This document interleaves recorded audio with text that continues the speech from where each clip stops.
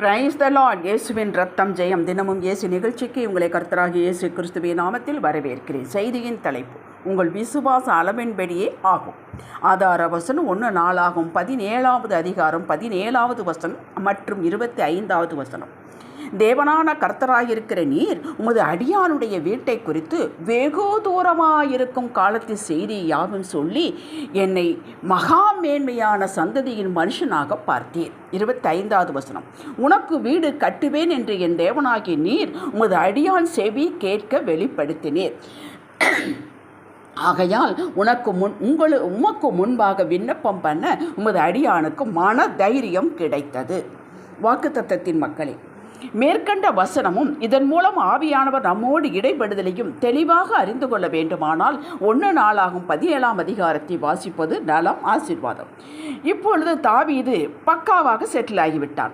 சமஸ்த இஸ்ரவேலுக்கு ராஜா. இப்போது தான் தேவனுக்கு ஒரு ஆலயம் கட்ட வேண்டும் என்று விரும்புகிறான். இந்த விருப்பத்தை தீர்க்கதரிசியாகிய நாத்தானிடம் சொல்கிறான். நாத்தான், தேவன் உம்மோடு இருக்கிறார், உம் இருதயத்தில் உள்ளபடியெல்லாம் செய் என்றான். அன்று ராத்திரியிலே தேவனுடைய வார்த்தை நாத்தானுக்கு உண்டாகி, நான் சொல்வதையெல்லாம் நீ தாவீதிடம் சொல் என்றார். தேவன் நாத்தான் தாவீதிடம் சொல்லி அனைத்தையும் தாவீதிடம் சொல்லுகிறான். என்ன சொல்கிறான்? நீ அடிமைத்து கொண்டிருந்த உன்னை நான் தெரிந்தெடுத்து நான் உன்னோடு இருந்து உன் சத்துருக்களை உனக்கு கீழ்ப்படுத்தி பூமியில் இருக்கிற பெரியோர்களின் நாமத்திற்கு ஒத்த நாமத்தை உனக்கு உண்டாக்கினேன். நீ எனக்கு ஆலயம் கட்ட வேண்டாம். உனக்கு பின்பு உன் புத்திரில் ஒருவன் எனக்கு ஆலயத்தை கட்டுவான். உன் சந்ததியை நிலைப்படுத்துவேன். நான் உனக்கு ஒரு வீட்டை கட்டுவேன் என்று சொல்கிறார் என்று நாத்தான், கர்த்தர் இப்படி சொல்கிறார் என்று நாத்தான் தாவீதிடம் சொன்னான்.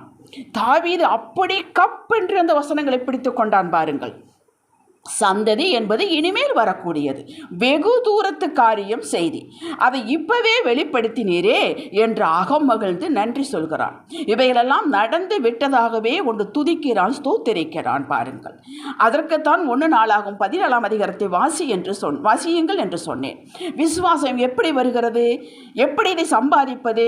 கேள்வியினால் வரும். எதை கேட்பதினால் வரும்? தேவனுடைய வார்த்தையை கேட்பதினால் வரும்.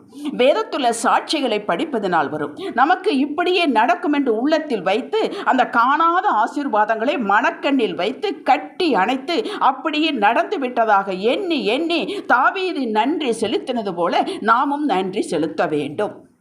அந்த வார்த்தை தான் பரலோகத்தில் ஸ்தாபிக்கப்பட்ட வார்த்தை. இயேசுவின் வார்த்தைக்குத்தான் மரியாதை, வேறொன்றுக்கும் இல்லை. நாம் எவ்வளவு உபவாசம் போட்டு ஜெபித்தாலும் அவருடைய வார்த்தையை விசுவாசிக்க வேண்டும். நான் விசுவாசிக்கிறேன் என்பதை உங்களுடைய பேச்சினாலும் செயலினாலும் நடத்தினால் காட்ட வேண்டும், கிரியினால் காட்ட வேண்டும்.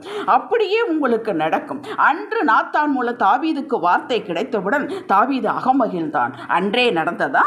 அவனுடைய சந்ததி ராஜ மேன்மையை பற்றி இனிவரும் சந்ததிகளை பற்றி பேசுகிறார். நாமோ எத்தனை முறை தேவன் உங்களுக்கு செய்வதாக வாக்கு கொடுத்து அதை பல வழிகளில் உறுதிப்படுத்தி இருந்தாலும் நமக்கு தாவீதை போல உறுதியும் நிச்சயமும் இதனால் வரும் சமாதானம், சந்தோஷம் வருவதில்லை.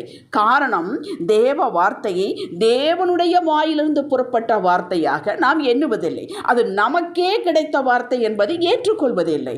ஏற்றுக்கொள்ள வேண்டும். இருதயத்தில் நிரப்ப வேண்டும். இருதயம் நிரம்ப நிரம்ப இருதயத்தில் வாய் நிரம்ப வாய் பேசும். வாயினாலே பேச வேண்டும், நிரப்ப வேண்டும், பேச வேண்டும். அதுதானே கானாவூர் கல்யாணத்தில் நடந்தது. யோவான் 2ஆம் அதிகாரத்தில் நிரப்புங்கள் என்றால் நிரப்பினார், எடுத்து போங்கள் என்றால் அது திராட்சரசமாக மாறியது.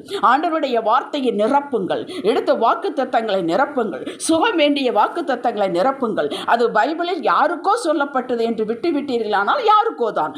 அத்தனை வாக்கு தத்தங்களும் கட்டளை நமக்கே நமக்கே நமக்கே.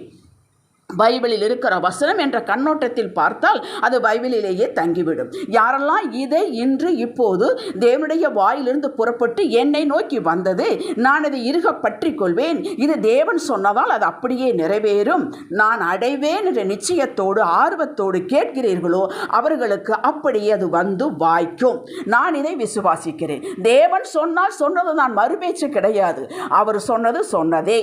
தாவீது சொல்கிறான், பாருங்கள், உனக்கு ஒரு வீட்டை கட்டுவேன் என்று உமது அடியான் செவி கேட்க வெளிப்படுத்தினபடியால் இனி நான் தைரியமாக உமக்கு முன்பாக விண்ணப்பம் பண்ணுவேன் என்கிறான். பாருங்கள் எவ்வளவு தைரியம், பாருங்கள் எவ்வளவு விசுவாசம், பாருங்கள். இன்று இந்த வார்த்தை உங்களை நோக்கி வருகிறது. உங்களுக்கு ஒரு வீட்டை கட்டுவேன் என்று சொல்லிவிட்டதனால் இந்த வார்த்தையை பிடித்துக் கொள்ளுங்கள். இன்னும் தைரியமாக கேளுங்கள். எப்படி தைரியம் வந்தது? தேவனுடைய வார்த்தை அவன் காதில் விழுந்தது. இப்போது இந்த வார்த்தை உங்கள் காதில் விழுகிறது அல்லவா? ஆகையால் உங்களுக்கும் தைரியம் வர வேண்டும். இதுதான் அவரை மகிமைப்படுத்துவது. எப்படி 2022 நவம்பர் மாதம் 11ஆம் தேதி தினமும் இயேசு நிகழ்ச்சியின் மூலமாக நீர் என்னோடு பேசினீரே, அதை உமக்கு முன்பாக தூக்கி பிடிக்கிறேன். நீர் அப்படியே செய்து கொண்டிருக்கிறேன். யாருடைய கண்களும் காண வெளிக்கொண்டு வரப்போகிறதற்காக ஸ்தோத்திரம் என்று தினமும் நன்றி செலுத்துங்கள். அந்த வார்த்தையை ஸ்திரப்படுத்துங்கள். உங்களுக்குள்ளே அந்த வார்த்தை ஸ்திரமாக வேண்டும். அங்கே நிலைப்படுத்தின வார்த்தை, பரலோகத்தில் நிலைப்படுத்தின வார்த்தை உங்கள் இருதயத்தில் நிலைப்படுத்தி உங்கள் சிந்தையில் நிலைப்படுத்தி நீங்கள் எதிர்பார்க்க வேண்டும். இதுதான் தேவன் எதிர்பார்க்கிறார். உனக்கு ஒரு வீடு கட்டுவேன் என்பது லிட்டரலாக உங்களுக்கு வீடு கொடுப்பது. இந்த வார்த்தை எல்லாவற்றுக்கும் பொருந்தும். சரீர சுகத்தை கட்டுவது, பிரிந்து இருக்கும் குடும்பத்தை கட்டுவது, புதிய தொழில், வேலை, வேலையில் ப்ரமோஷன், குழந்தை பாக்கியம் கொடுத்தல், கடன், வறுமை, புலம்பல், சண்டை, துக்கம் இவற்றையெல்லாம் முற்றிலுமாக நீக்கிவிட்டு நீங்கள் விரும்பினது, எதிர்பார்த்தது எல்லாம் கொடுப்பதுதான் வீடு கட்டுவது. நான் நம்புகிறேன் எனக்கு ஆண்டவர் வீடை கட்டுவார். இதையெல்லாம் வாய்க்க பண்ணி குடும்பத்தில் சந்தோஷம், மகிழ்ச்சி, சமாதானம் இவற்றை நிலவர செய்தல் மற்றும் வெகு காலமாக பகையாக இருந்த உறவுகளை, பகைமையை நீக்கி அவர்கள் அன்போடு சமாதானத்தோடு உங்களோடு முன்பு போல வந்து சேர்வதும் வீடு கட்டுவதாகும். இவற்றை எல்லாம் நம்புங்கள். நீங்கள் விசுவாசத்தால் அப்படியே நடக்கும்.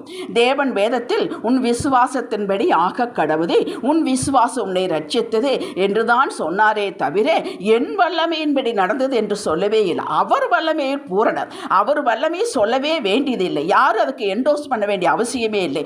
மார்க் 11ஆம் அதிகாரம் 21, 22, 23 வசனங்களை தயவு செய்து படியுங்கள். அந்த வல்லமை ஆசீர்வாதமாக நம் வீட்டில் இறக்குவது நம்முடைய விசுவாச கிரியம் அவரது கிருபையை சார்ந்து வாழும் வாழ்க்கையை பொறுத்ததாகும். ஜெபிக்கலாம் வாருங்கள். தகப்பனே, நீர் ஒரு தரம் சொன்னதை 2 தரம் கேட்டிருக்கிறேன். வல்லமை உம்முடையது. நீர் சத்தியமுள்ள தேவன். நீர் எனக்கு சொன்னபடியே சகலத்தையும் செய்து முடிக்கப் போகிறதற்காக ஸ்தோத்திரம். விசுவாசத்தில் உறுதியாயிருக்கவும் கிருபையே சார்ந்து வாழ தயவு காட்டும் ஐயா. இயேசுவின் நாமத்தில் வேண்டுகிறோம் எங்கள் அருமை பிதாவே. ஆமேன். ஹல்லேலூயா.